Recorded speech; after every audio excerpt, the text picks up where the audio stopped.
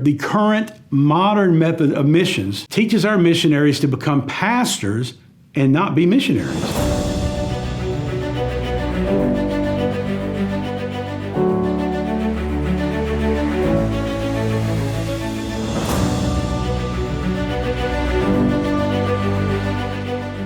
Well, welcome back to our next episode, which is number 9, and we're going to be discussing a very interesting topic, Chinese churches that swell without missionaries being present. This is a great subject to talk about. A decade before World War II, missionaries were forced to leave China. They were blamed for the political and military sins of their homelands and were said to be white devils who were only there to corrupt young minds and destroy old traditions with their introduction of a foreign god. Those who left too slowly were arrested, tortured, and martyred. This missionary exodus caused believers in Europe, America, and the West to bemoan that without the missionaries, China would be spiritually doomed. But they didn't realize that if a missionary is doing his job and doing it well, he will ultimately make himself irrelevant anyway.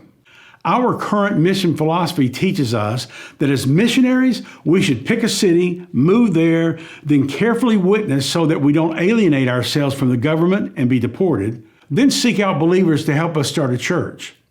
We are taught that after all that, we should then give that one congregation 100% of our time as their pastor. Now, ideally, the missionary remains there for 20 or 30 years, though most don't last 5. At retirement or time of disability, he calls for his mission board to send his replacement, and he returns back to America. What we have before you here is a map of China, an old map, as you can tell. We wanted something old, but when we begin to look, we realize that this is a map of China prepared for the China Inland Mission, Hudson Taylor's ministry. In other words, when he first came to China, he settled along the coast here with all the missionaries. But because his desire was not just to reach the coastline with the gospel, but the interior, he began training men to do that, and look at all these different areas of China that his people went to. All the way up here north is Peking, which is now Beijing. They barely got up in that area. But look, I want you to notice something. There's a spot here and a spot here that they were not yet able to evangelize. And what it says was this is the Aleut tribe and the Ordos tribe. Remember how we talked about a country is made up of various nations or tribes of people. And these 2 tribes lived up here, but at the time of this map being prepared, they had not yet evangelized that area. But let me show you what they had evangelized. All the way down here into Burma. When I first ministered in Southeast Asia in 1986, some of the early Christians that I met were men who were from Burma, but had been evangelized by preachers from China who had come down and led them to Christ. Now they, in turn, 40 years later, were coming over into Thailand to witness to the tribal people who lived there. You can't stop the spread of the gospel if you do it in a biblical manner. However, the current modern method of missions teaches our missionaries to become pastors and not be missionaries. Believe it or not, that's the typical pattern.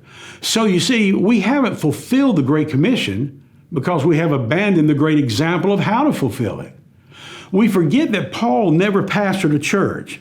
Once he established it, he appointed a pastor and moved on to start a new work in a new place. Fortunately, the earlier missionaries to China followed the biblical pattern, doing what missionaries were meant to do. They duplicated themselves by creating their own replacements from within the Chinese churches. Now, by 1948, China had seen no foreign missionaries for 14 years and had become a communist country with less than 1 million Christians.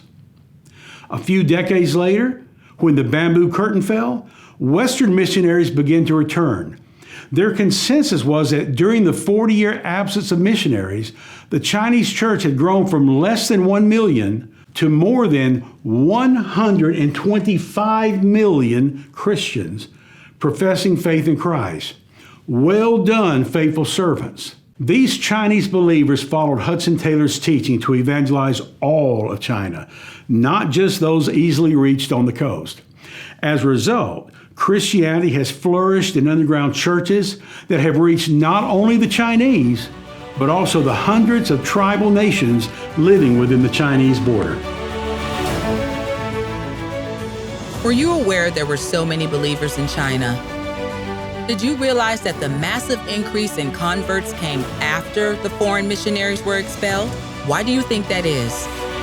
Paul told his disciples to teach others who will be able to do likewise, setting up a never-ending cycle.